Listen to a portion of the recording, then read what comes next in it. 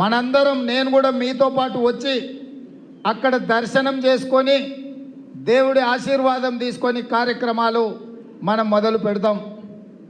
ఈరోజు ఈ వేదిక మీద నుంచి కొన్ని అంశాలు మీతో ప్రస్తావించదలుచుకున్నా.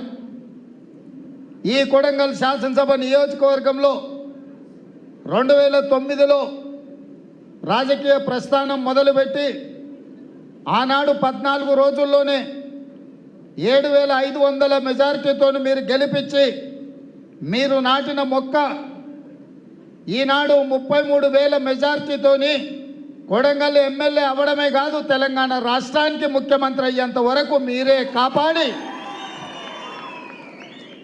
మీరే అండగా నిలబడి ఎప్పుడు ఏ సందర్భం వచ్చినా ఈ కొడంగల్లో అండగా నిలబడ్డది. కాబట్టి ఈరోజు కాంగ్రెస్ పార్టీ అధ్యక్షుడిగా తెలంగాణ రాష్ట్ర ముఖ్యమంత్రిగా మీ ఆశీర్వాదంతోనే ఇంత వాడినైనా అని చెప్పి నేను సవినయంగా మీకు అందరికీ మనవి చేస్తున్నా. మిత్రులారా, ఈరోజు మీరు ఆలోచన చేయండి. 70 సంవత్సరాలు మనకెంతో అభివృద్ధిలో అన్యాయం జరిగింది. అప్పుడెప్పుడో 68, 67లోనో అచ్యుతారెడ్డి గారు ఎమ్మెల్యే అయినప్పుడు మనకు మంత్రి వచ్చింది.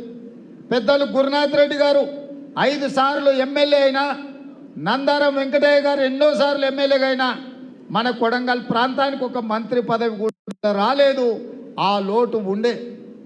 ఇవాళ లోటునంతా భర్తీ చేస్తూ శ్రీమతి సోనియా గాంధీ గారు, మల్లికార్జున్ ఖర్గే గారు మారుమూల ప్రాంతమైన కర్ణాటక సరిహద్దుల్లో ఉన్న ఈ కొడంగల్ శాసనసభ నియోజకవర్గానికి ముఖ్యమంత్రి పదవి, పిసిసి అధ్యక్ష పదవి 2 ఏకకాలంలో ఇచ్చిందంటే మన ప్రాంతం పట్ల కాంగ్రెస్ పార్టీ చూపించిన ప్రేమ ఈరోజు మన కార్యకర్తలు అర్థం చేసుకోవాలి.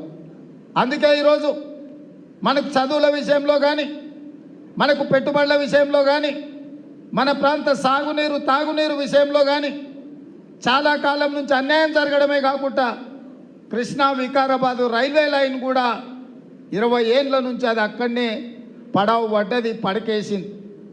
మరి ఇవాళ ఎప్పుడు మనము ఎవరి దగ్గరకు ఒకరి దగ్గరికి వెళ్ళి మనం చేయి చాపి అడిగే పరిస్థితి ఉండే.